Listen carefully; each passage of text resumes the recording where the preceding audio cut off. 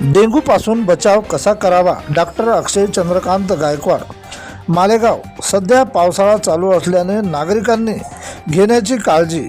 सध्या ठिकठिकाणी साचलेल्या पाण्याने डेंग्यूचे प्रमाण वाढण्याची शक्यता आहे. डेंग्यू ताप डासामुळे होणारा विषाणूजन्य संसर्ग रोग आहे.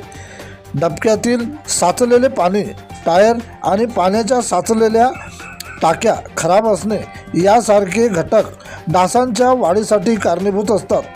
कमकुवत रोगप्रतिकारक क्षमता असणारे लोक, लहान मुले, वयोवृद्ध डेंग्यूच्या संसर्गास बळी पडतात. जेव्हा संक्रमित डास एखाद्या व्यक्तीला चावतो तेव्हा विषाणू त्याच्या रक्तप्रवाहात प्रवेश करतो.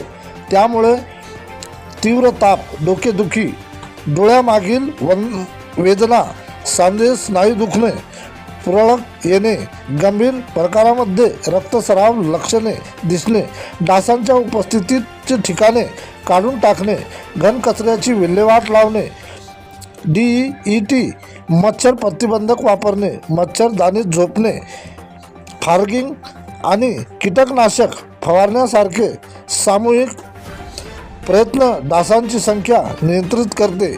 पावसाळ्यात डेंग्यूसारखे संसर्गजन्य रोग पसरत असतात.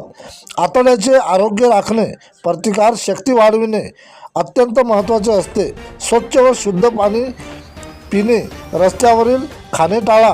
प्रोबायोटिक्स दही, केरियर प्रोबायोटिक्स आंबलेल्या पदार्थाचा समावेश करा, जेणेकरून आतड्याचे आरोग्य चांगले राहील. तुरळक कांदे, लसूण, केळी आतड्यातील फायदेशीर बॅक्टेरियाचे पोषण करतात. डॉक्टर अक्षय चंद्रकांत गायकवाड, मालेगाव, वाशिम. प्रतिनिधी विठ्ठल भागवत.